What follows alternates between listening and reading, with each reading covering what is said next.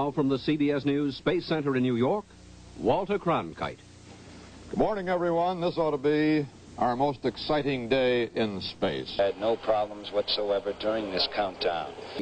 One with the other, looking at each other, maneuvering one with the other. And space history for the United States, world space history, will be made. Walter, where are we now on the countdown? The countdown is T-minus 19 minutes and counting, 19 plus 25 minutes. So it's now 9:11 in the morning. The count at T-minus 18 and counting with a 25-minute hold built in.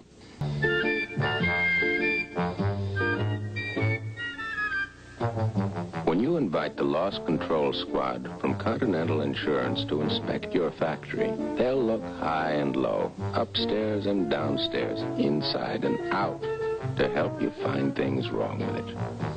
Then went back to sleep after they were assured that everything was going well on pad 19. Water accumulated in the spacecraft, probably from condensation, atmosphereless. Borman, who was in his underwear at that point, was a little bit uncomfortable and got rather chilly. But I'm sure that Bob Sharp, a pilot engineer here at McDonnell, can tell us all about it. Bob, to begin with, what is the difference between 6? 6, of course, was originally slated to dock with the Aegina, and that there are added pouches, bags on the side in this area here.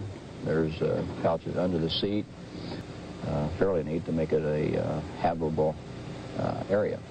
Borman and Lovell had said before this one began, it wouldn't be technical or mechanical, but just running a neat ship from a housekeeping, trying to stay neat in space.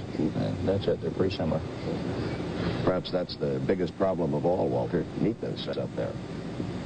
Yes, it seems rather odd to talk about housekeeping chores in that little telephone booth-sized space capsule at 185 miles above the Earth, whirling along at 17,500 miles an hour. But that's precisely what they are, with a 25-minute hold. So at 35 minutes until the launch scheduled at 9:54. But what does that matter to a bloated millionaire fat cat like you? And Lovell, there's Stafford preparing to make his first space flight. Dave Shoemaker of CBS picks up the story. See if we can bring in Jack King. This is Gemini Launch Control at the Cape. We are T-minus 3 minutes and holding. T-minus 3 minutes and holding. This is the plane. Aboard the aircraft carrier Wasp. Retrofire. Smaller than the head of a pin. Yet if you have a cold, a tiny contact time pill like this could help stop a sniffle minutes from now, or help you breathe freely up to 12 hours from now. Other contact time pills check sneezes, clear your stuffy nose. Many contact time pills work fast for fast relief. Many work later for continuous relief. Put more than 600 of these tiny time pills together in one capsule, and it's easy to see why contact is so remarkably effective. All day or all night. What have we got against colds? The good medicine in Contact.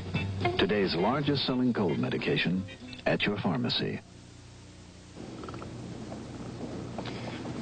Back at CBS News Space Center at 7 on its 119th revolution, now out over the mid-Atlantic, just about getting in touch with the Ascension station out there. In an interview with Charles von Frem, Gemini Flight Director Chris Kraft raised the possibility. Flight, however, there are three other major consumables on board. We have capability of the bottle is it's a thermos bottle, so to speak.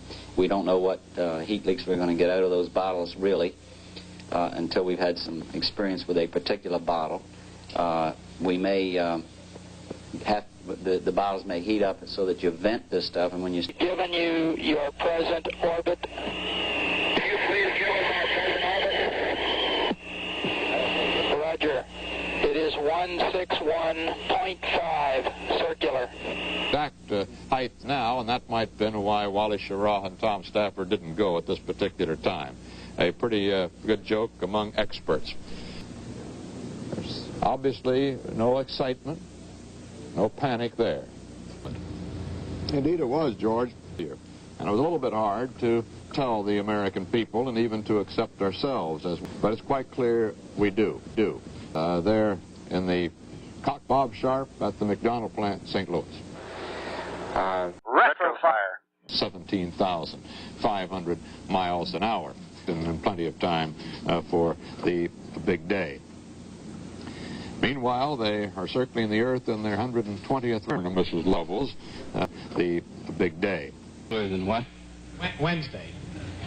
No, Wednesday's only 3 days, and Thursday would be 4 days. Well, that's all I can say at this time. Retrofire. One way or another, it'd be pretty close to impossible, but we're certainly going to try everything we can. 10-13 for the second, through this plug up into the bird. Some lines you could lose, some channels of information temporarily and still go on with the count or the launch. Which was the programmer. It was sampling the function of this programmer. Couldn't be reset, and this is something that is sampled in an automatic sequence. It's no manual, no human consideration to this. There's certain things we sample before that bird lifts off, and if they're not right, it is automatically shut down. Press, I know that these probability estimates don't always mean a whole lot, but now you've said that any attempt before Wednesday was pretty close to impossible. Would it be your judgment that a Wednesday launching is a 50-50 possibility, less or more than that? There's no reason to change that we know of. However, the recovery plan may cause some changes later, but this again is a function of when we will launch. And I mean, that laser light beam from 185 miles over the White Sands, New Mexico. We're going to chase the unmanned vehicle. That time blew up before it got into orbit. And again, last Sunday, when they themselves faced a terribly critical moment after the engine ignited and then was shut down. To the first orbit, Sharon Stafford will be about 1,200 miles behind.